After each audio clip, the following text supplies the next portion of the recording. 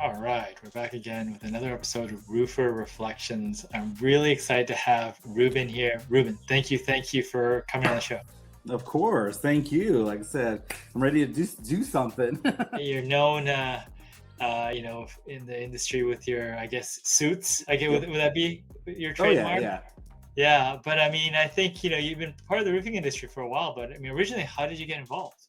So technically, I guess on paper, I've been in the industry now for 17 years, but technically, I've been in it for like 19. So 2 of those years, I guess that's not really seen or known. It's like I actually started as a laborer. So I actually stalked all the roofs, as a laborer. And since I'm here in Nebraska, they usually save some of the um, concrete jobs. So I actually, had to load up the roof with concrete tiles for houses in Nebraska. As much as people might not think we're not that fancy, we fancy. So, so not just Florida gets all the clay tiles. We actually did concrete, clay, and usually they say those jobs in the winter for us to keep busy, and to stock them. So it's not like the best time, but like I said, if we're gonna keep us working all year round, we had to do that. So, How did you originally get in as a laborer? I mean, do you apply for a job? Do you get recruited in? How did you get no, it? just a friend from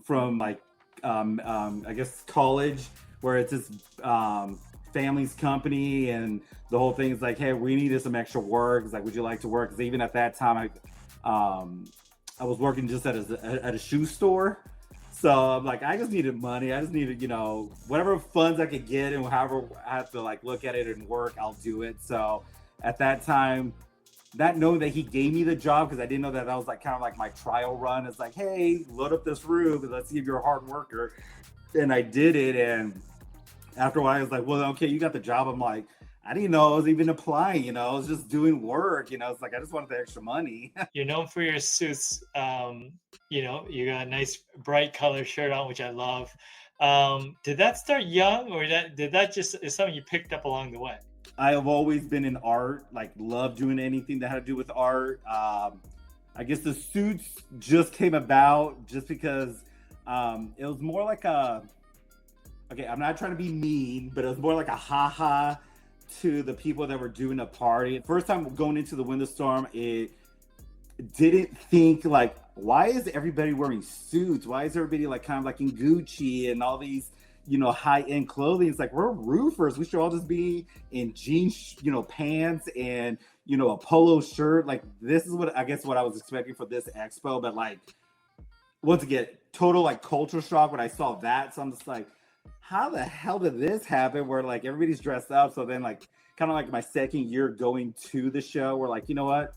I think this will be funny if I dress up in a suit with a bunch of logos on it. And that's the first year where I did the un-VIP party, where I got with a couple of vendors and we just threw a party, and I wore the suit, and I was like this close of like backing out and not even doing it at all, because like my nerves were kicking in. We're like, don't do it, Ruben, don't do it. But then it's like the other part of me, it's like, why not? Like, the worst they can say, we hate your suit, which like I was okay with.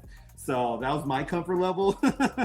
But then like I wore for that show, and everybody thought that like it was they're a great thing to do, because it was out of the ordinary. It was like unheard of kind of thing. So that's why like I'm glad that I did take the chance, and that's kind of like how it kicked off and started to grow after that. So With these events or parties and stuff like that, you host very different kinds.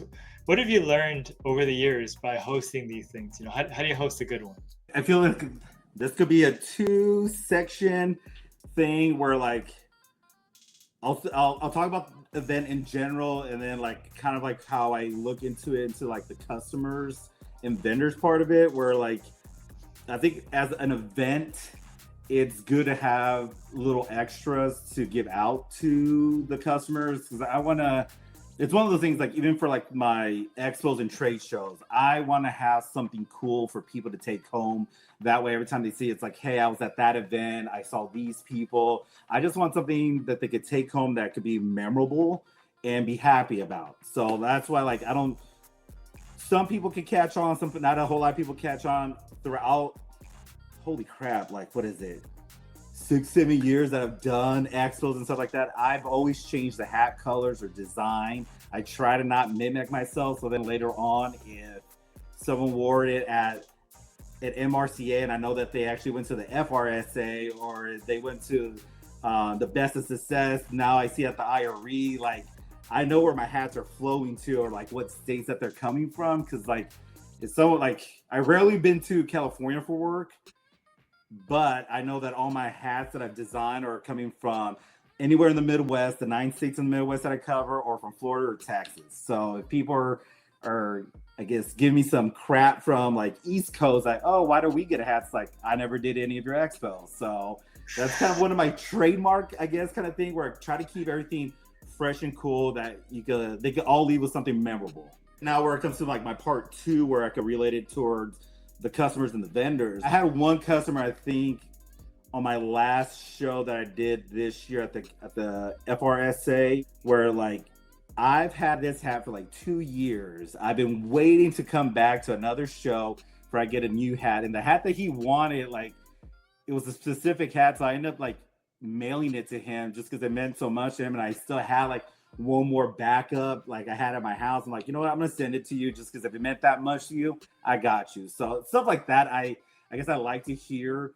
Just because I felt like, okay, you like that hat so much, it meant something to you. So I'm just like, I appreciate that he came back to me and asked me, he's like, hey, by any chance you have it? So it's one of those few between things that I do have any leftovers at all. Yeah, So I mean, they usually go quick. yeah, I mean, my informal research at these shows, because I've attended, some of these, is that who has the longest line for these things, and I bet you anything you're always looking to see if that was you, right? I give credit to the other folks that were part of it that brought some of the stuff that made the lines possible, because it's one of those things, like I think 3 years in a row now, nothing but the longest line. That started with those cowboy hats. As much as people want to give me credit, it was not my idea. We'll give credit where credit's due. But once again, great ideas like that. Like I said, anything to make you stand out. I think it's always for the best, that if you want people coming or talking about you, good or bad at this point, you got to stand out in a certain way. So that's why I feel like me, my suits, or the swag that I bring, like I said, it's one of those things like, once again, talk about me if you want, good or bad. Like I got tough skin. Like I said, roofing industry, they can make you or break you, make you cry or whatever. But I'm just like, you know what? You just make me stronger at this point. So For people that are looking to get involved in or get into the roofing industry potentially, what do you tell them? Like, what sort of tips do you have for people looking for an opportunity in the roofing industry? I would suggest if people are going into the roofing industry is do a little research. I would almost say, find 1 or 2 supply houses, I guess, wherever you're at this point. Have like your number 1, your number 2. I feel like as much as I tell people go to 1, it's like, no, have your 2. Have one that you could use majority of your work. Have your backup, of course. But it's one of those things, have your relationships with your supply house, with your the manager that works here, with your sales rep. And that's the same thing when you pick your manufacturer. So if you are going to do asphalt shingles or your commercial, get to know those reps too, because all in all, like I feel like if you build a great relationship with any of these folks, the more that they'll work with you and to help you grow your business as well.